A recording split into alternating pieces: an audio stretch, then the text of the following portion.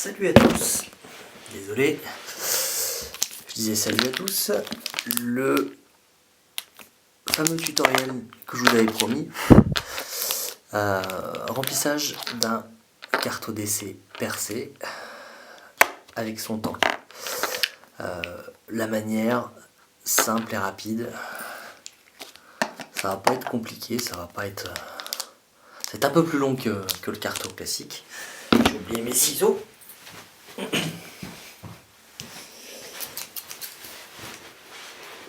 Alors, voilà, le petit carto qui va bien. Je fais juste une vérification au niveau de netteté parce que ça n'a pas l'air mal. Voilà. Donc, alors, la manière, on fait la méthode, on n'a pas beaucoup d'outils, on est en déplacement, on n'a pas grand chose. Ça c'est juste un confort, hein, le ciseau pour enlever le truc, mais sinon on peut se débrouiller sans, avec les dents ou autre, il n'y a pas de souci. Donc, voici donc, comme promis, la façon de faire. Donc, la méthode que j'utilise, cette fois différente du carto classique. Alors on peut le faire avec la même méthode qu'un carto classique tel que je l'ai fait sur mon autre vidéo. Maintenant on va dire que, en fait on peut le faire, on peut pas le faire comme ça parce qu'avec la jupette ça passe pas, mais là on peut le faire en fait avec la tête comme ça. Je suis pas spécialement pour parce qu'il y a quand même allez, un peu plus d'1,5 centimètre, hein, donc ils seront pas couverts par le liquide. Après il faut récupérer le liquide, etc. Comme je le fais avec du liquide 100% PG, ça marche aussi bien avec du 70-30 ou du 80-20. Étant donné que la majorité des gens qui ont besoin de ces tutoriels vont tourner sur ce style de liquide là, on va pas, voilà, on fait de cette façon là. Donc là, en fait on va remplir tout simplement le carto. En gros, je mets une vingtaine ou une trentaine de gouttes en tournant le carto au fur et à mesure, histoire d'imbiber les zones qui sont pas abîmées, enfin qui ont été imbibées en dernier. Donc là, je continue sur ma lancée, je tourne. Ça imbibe assez vite, hein, donc ce style de liquide là, étant donné qu'ils sont extrêmement fluides. Donc oui, j'ai oublié de préciser, c'est un carto 3 trous. Hein. Ça doit être du 100% PG, ça marche très bien avec des 3 trous. Du moment qu'on ne fait pas des aspirations trop importantes au niveau du carto, parce que quand on aspire trop vite, le liquide n'a pas le temps de s'évaporer, et par contre ça fait un appel d'air dans le tank. Et donc on se retrouve avec trop de liquide dans le tube, donc on est obligé de souffler dedans, etc. Pas n'importe comment, je vais vous l'expliquer après, si tout va bien. J'espère pas me voir, hein, parce qu'en fait j'ai retrouvé ces cartos là. C'est mon dernier.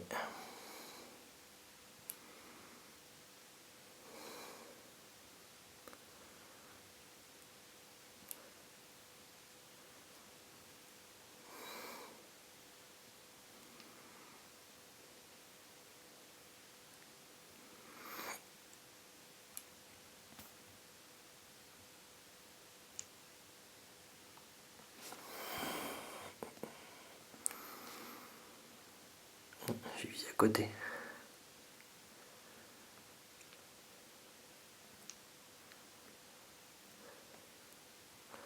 Je sais pas à combien j'en suis, parce que je parle en même temps, donc je compte pas. Mais c'est en gros à vue d'œil.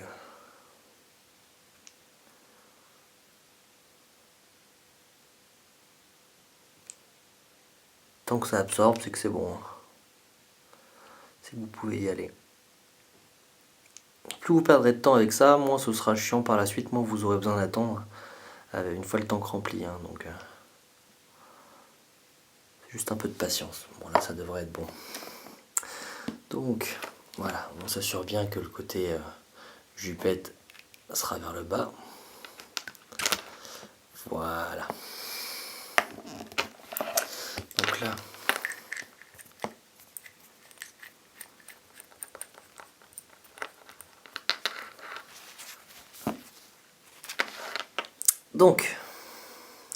là je ne l'ai pas enfoncé complètement, tout simplement parce que je vais finir de le remplir.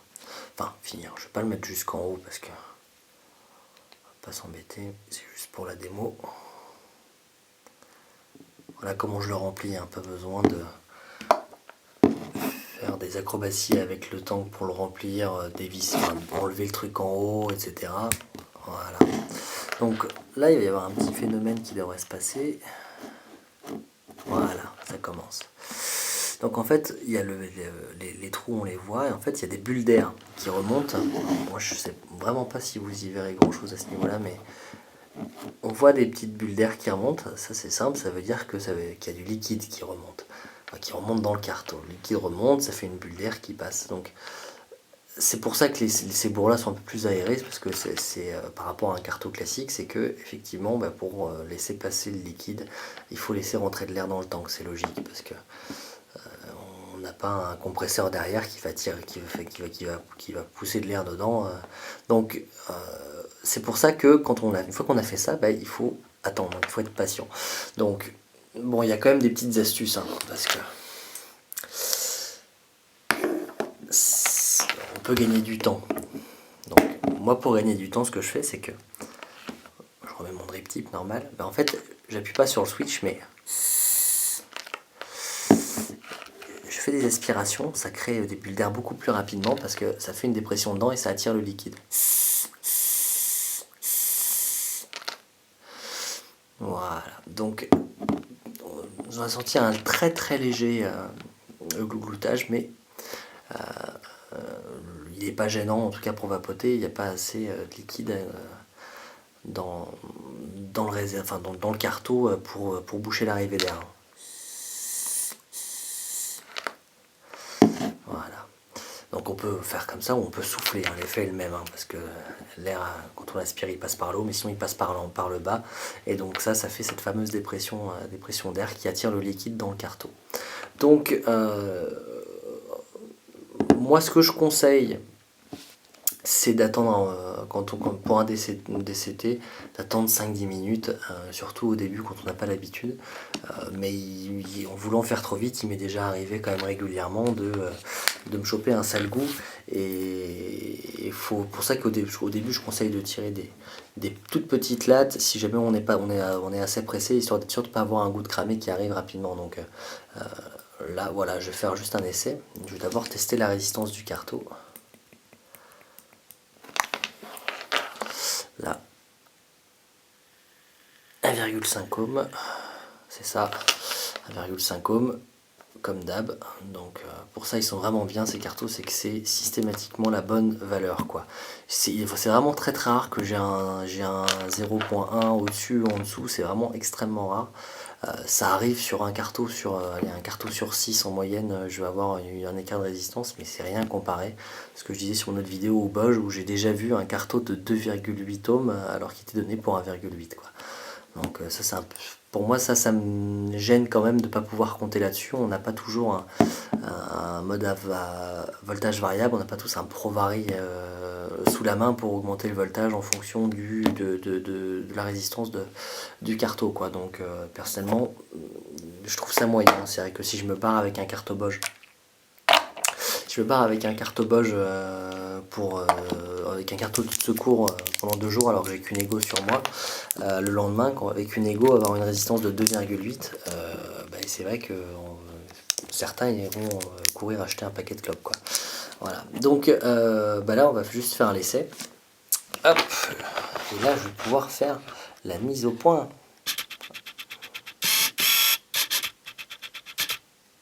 Voilà. Logiquement, ça devrait être bon. Puis si c'est pas bon, c'est pas grave.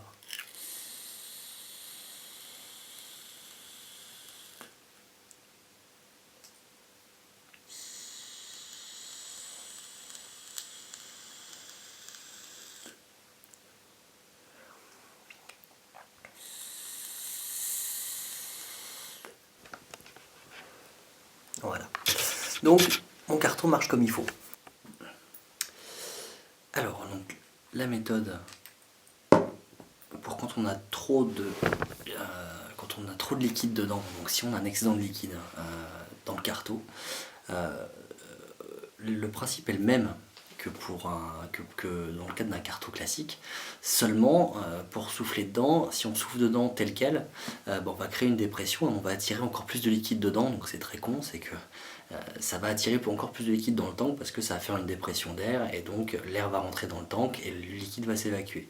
Donc oui, on va avoir du liquide qui va sortir, mais on va avoir du liquide qui va rentrer en même temps. Donc l'effet est nul si tu perds du liquide. Donc ce qu'il faut faire, c'est tout simplement décaler le tank pour boucher les trous. Parce qu'une fois que les trous sont plus en contact avec le liquide, on peut souffler dedans sans que ça attire encore plus le liquide du tank.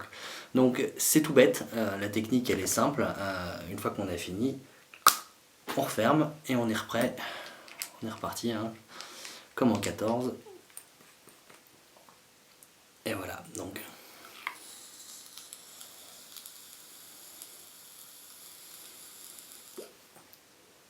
Voilà. Donc, il est bon ce liquide. Sinon, quand on n'a pas assez de liquide, c'est comme au début, on aspire à vide sans appuyer sur le switch, ça fait remonter le liquide tout simplement. Donc voilà pour cette vidéo, j'ai essayé de le faire relativement rapidement, donc c'est vrai que la partie attente c'est la plus chiante, mais en gros, vous voyez que c'est pas sorcier, il n'y a rien de compliqué là-dedans, il n'y a pas de choses savantes à faire, à savoir ou quoi que ce soit. C'est du consommable qui est prêt à fonctionner, qui est quand même relativement bien étudié. Bon, les Chinois ont rien inventé, enfin les cartos aussi, ils ont inventé le carto, mais le principe du tank, il a été inventé par l'utilisateur de carto, c'est clair. Qui ont un peu mâché le travail pour eux. Ils l'ont fait évoluer au fil du temps avec les retours des utilisateurs, etc. Ce qui fait qu'aujourd'hui on a un consommable tout prêt. Avant on devait prendre un carto classique, on devait le percer nous-mêmes, soit faire des entailles dedans à la Dremel, soit avec un clou et un marteau et on les punchait, on appelait ça comme ça. Je peux comprendre, et ça c'est clair, que les cartos non percés ont un rendu différent, qu'on peut préférer. Dans ces cas-là, ça peut valoir le coup de le faire soi-même encore. Maintenant, si on cherche un consommable qui marche sans prise de tête d'origine, on prend soit un carto classique, soit on a besoin de plus de contenance et on prend un DC Tank. Voilà, c'est tout pour ce soir. Passez une bonne soirée, à plus tard.